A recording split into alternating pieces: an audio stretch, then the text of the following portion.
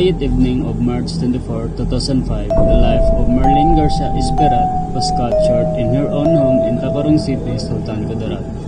At just 45 years of age, mother, journalist, and whistleblower become another tragic entry in the long grim tally of Filipino media practitioners murdered for their work. Into journalist was not born out of ambition, but out of indignation and purpose. Originally an analytical chemist for the Department of Agriculture, she discovered financial irregularities within the agency, discrepancy that hurt public servants and farmers she once served.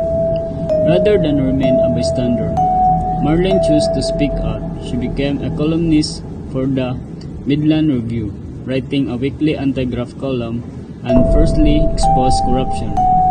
She also took the airwaves hosting a radio program on DXKR that amplified her voice.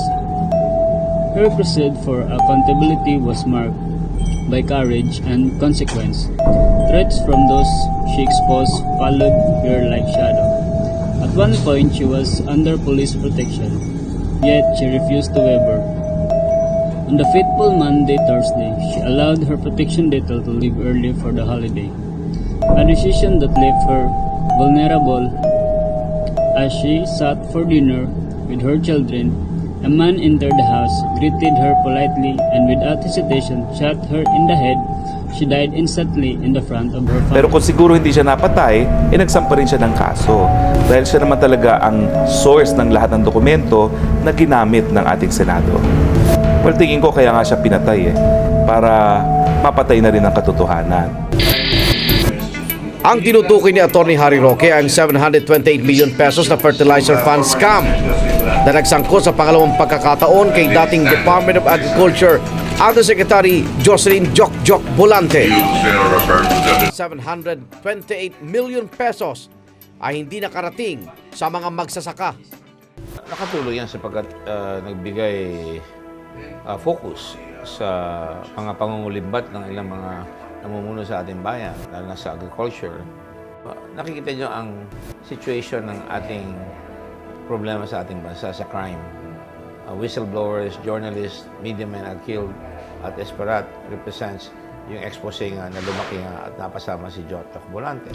Nasampahan na ng kaso yung mga suspects sa pagkamatay ni Miss Esperat at hindi dito kabilang si Mr. Volante. Pinipilit lang talaga nilang idawit yung pangalan niya.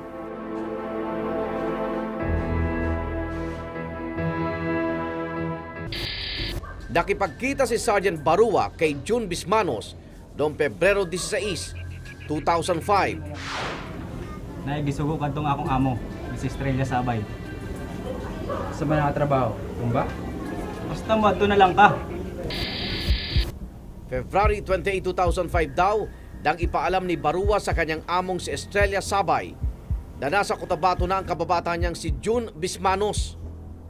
Ang pinakabuod ng kanyang sinabi ay sina Montañer nga at si Sabay ang nag-utos sa kanya para maghanap ng mga gunmen para patayin si Esperat.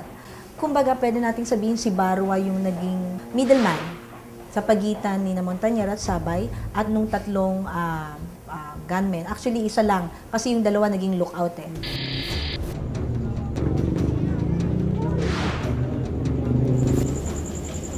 Hello, sir.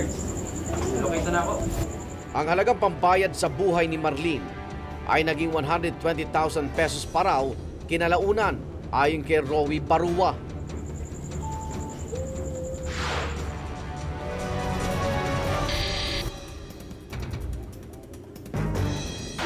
Isinama ni June Bismanos ang kanyang mga kaibigang sina Randy Grecia at Jerry Cabayag upang maisagawa ang plano.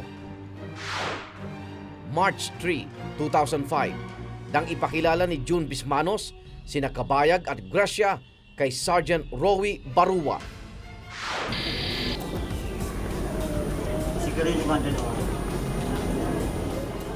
Ayon sa salaysay ni Randy Grecia, nagmanman siya at si June Bismanos sa bahay ni Marlene Esperat mula noong March 13, 2005. Salitan daw sila sa pagmamanman para malaman kung kailan magandang isagawa ang kanilang planong pagpatay kay Marlene. pumupunta-punta doon sa tindahan, magpapaload, magbibili ng sigarilyo. Mga ilang linggo bago nangyari yung pagpatay kay Marlene Esperat. Ibig sabihin, lumalabas na nagmanman sila. Inalam nila kung ano yung ugali ni Marlene Esperat, inalam nila ano yung schedule niya. Hapon ng March 24, 2005 at araw ng pagkakapatay kay Marlene, nakita umano ng panganay niyang anak, ang gunman na si Jerry Cabayag. Sigarilyo nga. Tsaka shooter na rin ha. Ay naku, wala po eh. Kumuha ka nga ng tubig sa loob. Hindi. Ako na lang kumuha sa loob.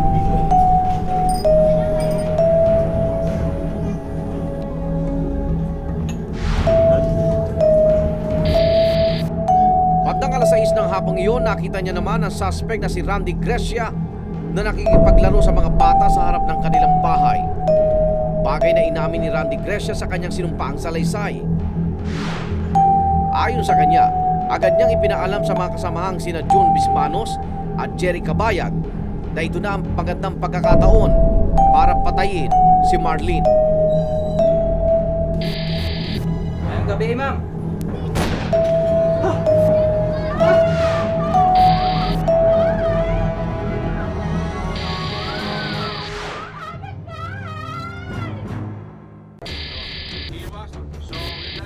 Kinasuhan ng 4 ng murder noong April 12, 2005.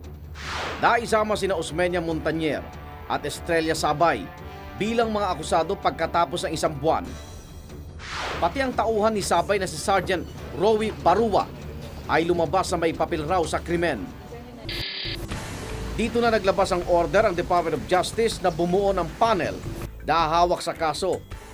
Pero matapos ang ilang apila ng prosekusyon, na-dismiss din ang kaso laban kina Montañer at Sabay noong August 31, 2005. Kaduda-duda raw kasi ang salaysay ni Sergeant Rowie Barua at ginawa ito sa labas ng korte. Alam niyo ba, 3 beses na tayong nag-file ng information sa korte laban sa kanila. Yung una, they were dropped from the information kasi extrajudicial statement daw yon. Yung pangalawa naman, hindi natuloy dahil wala raw jurisdiction ang Cebu dahil ang krimen ay nangyari sa Tacurong City. Kaya balik ulit kami sa Tacurong City ngayon. September 28, 2006, naglabas ang desisyon ng Branch 21 ng Cebu Regional Trial Court. Guilty sa kasong murder sina Estanislao Bismanos, ang gunman na si Jerry Cabayag at ang sumukong si Randy Grecia. Habang buhay ng pagkabilanggo ang naging hatol sa tatlo, dapawalang sala naman si Sergeant Rowie Barua dahil sa kakulangan ng ebidensya. Sa akin, importante na ma-serve yung warrant of arrest sa kanila dahil inaasahan ko may ikakanta pa itong dalawang ito. Kung sila ang tinuro na nagbayad, siguro itong dalawang to magtuturo kung sino talaga ang nagplano ng pagpatay kay Marlene Esperat. October 20, 2008, muling inihain ang kasong murder laban kina Osmeña Montañer at Estrella Sabay sa Branch 20 ng Tacurong Regional Trial Court. Kinabukasan ay nagpalabas ang warrant of arrest laban sa dalawa. Kasi sa batas natin, pwedeng ma-dismiss yung kaso sa'yo, pero hindi siya final. Hindi siya nangangahulugan na hindi ka pwedeng balikan. Yan. Ganun yung unang dismissal na nangyari noong 2005. Yan. Kaya pwede pa silang balikan. Dito lang nakaraang May 21, 2009, muli naghain ng petisyon ng kampo ni na Montañer at Sabay. Ito ay para ipawalang bisa ang pagbasura ng korte sa dalawa nilang naunang apila na iurong ang kaso laban sa kanila. So ang petition for certiorari, ito pa yung sinasabi nating hindi magandang balita. Habang tumatakbo ang kaso sa Tacurong City, pwedeng tumakbo din itong petition for certiorari. Hindi na natutulog ang katarungan, hindi natutulog ang hustisya. Magpasasa kayo habang hindi kayo nakakulong. Pero etong sasabihin ko sa inyo, hindi lang ako ang gumagawa ng hakbang upang kayo'y finally mahuli na. Napakadami namin. Sa records na nakuha ng case unclosed mula sa Bureau of Immigration, lumalabas sa March 15, 2007 nang makaalis ng bansa si Estrella Sabay. Nakabalik rin siya noong March 27, 2007. September 26, 2007 naman ang huling umalis ng Pilipinas, si Osmeña Montañer. Wala ng record na nakabalik na siya ng bansa. Hanggang hindi mahuli ang masterminds, ay hindi ganap ang hustisya. Hindi sila matatahimik hanggang hindi makulong itong sinasabi nating masterminds na sina Montañer at Sabay. Hanggang sa ngayon, hindi makausad ang kaso dahil nagtatago pa rin sa batas sina Montañer at Sabay.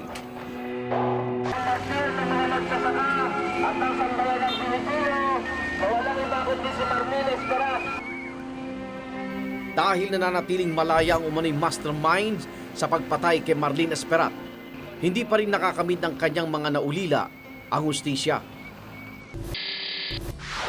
Na-dismiss rin ang kasong illegal use of public funds na isinampa ni Marlene laban kay Jocelyn Jokjok Volante at sa iba pang opisyal ng Department of Agriculture noong September 2, 2008. The number one, yung Memorandum of Agreement was valid. But more essentially, there was public bidding. Pangatlo po, sa issue po ng overpricing, hindi po napakita ng complainants dito na nagkaroon ng overpricing. Multuhin sana sila ni Marilyn Esperat dahil para bagang walang saysay yung pagkamatay nitong isang ina at isang asawa, no? Binaboy nila yung pinanindigan ni Marilyn Esperat at binaboy nila yung lahat ng mga naging resulta ng pag-aaral at pagkakalap ng impormasyon ni Marilyn. Depensa ng ombudsman, dumaan ito sa tamang proseso at naging patas sila sa investigasyon. If you sit down and scrutinize it coldly, yung kaso, it has to stand on its own merits. Na babasihan po natin ay ang batas lamang at ang facts ng case na to. Binasura man ang unang kaso tungkol sa 432 million fertilizer fund scam. Panibagong kontrobersya ang hinarap ni dating Agriculture Undersecretary Jocelyn Jokjok Volante.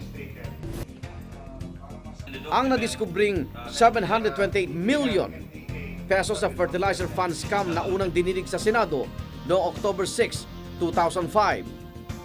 These are totally two different cases. Ito pong sa Senate investigation involves the procurement for the 2004 purchase of fertilizers. Ito po kay Ms. Esperat, 2003 po. Kahit sinong senador ang kausapin mo, yung mga nag-imbestiga ng fertilizer scam nung buhay pa si Marilyn Esperat, sasabihin naman nila kung wala si Marilyn, wala rin silang mga impormasyon na ginamit doon sa kanilang investigasyon. Hindi nakaharap si Volante sa mga naunang investigasyon ng Senado sa fertilizer fund scam dahil nasa Amerika ito mula January 2006.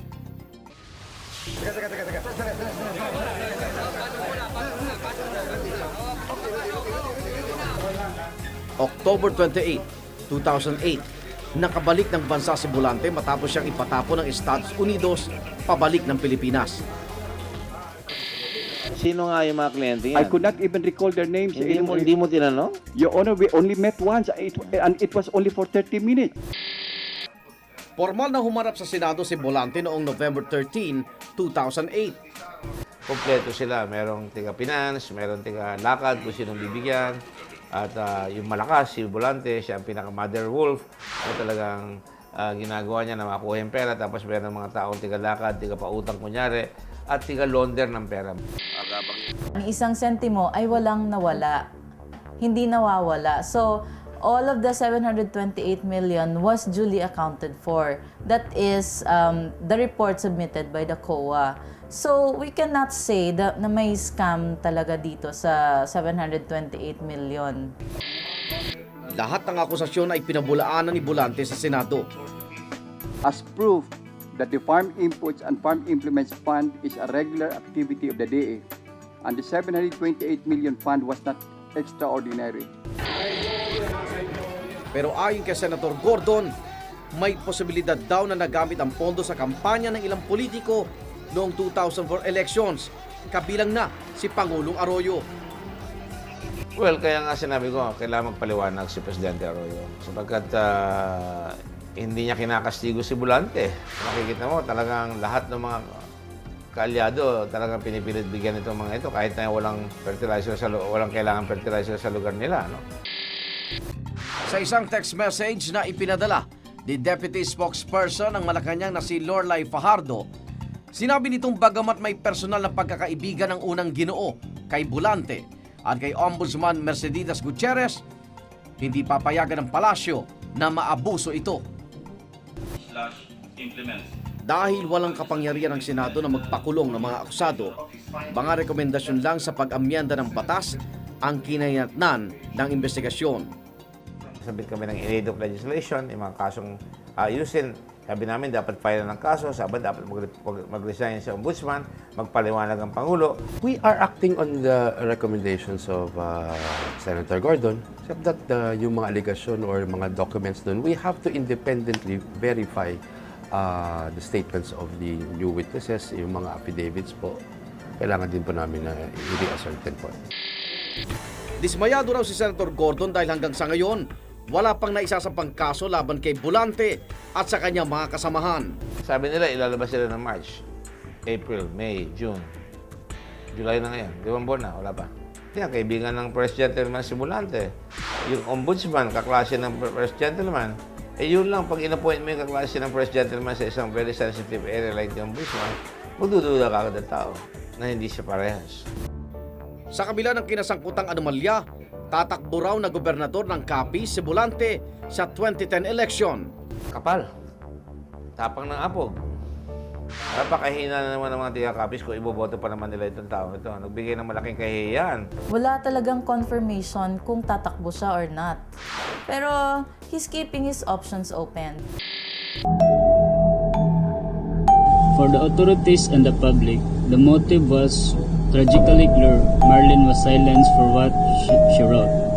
In the weeks that followed, the police investigation led to multiple arrests.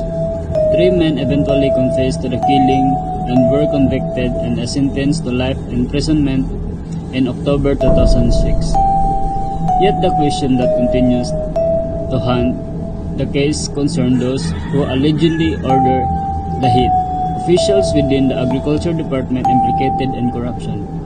Despite repeated legal battles, arrests, and renewed prosecution efforts, was alleged masterminds have never been fully brought to justice. This case, like many others involving assassinated journalists in the Philippines, highlights a daunting reality. Impunity persists, even in the instance where perpetrators are identified and convicted. Those with power and influence often evade accountability. The proposed mastermind in Esperat's murder have, over 2 decades later, still not faced final legal reckoning, a result that frustrated press freedom advocates and undercover the systemic weakness that allow crime. Watching a documentary like Case Enclosed is more than observing a crime story. It's confronting the intersection of truth, power, and vulnerability. First, Marlene's stories is a stark reminder that journalism is not a neutral craft in environments plagued by corruption. It is an act of courage. She used her pens and her voice not merely to report events but to challenge powerful interests. In doing so, she put her life on the line and paid the ultimate price.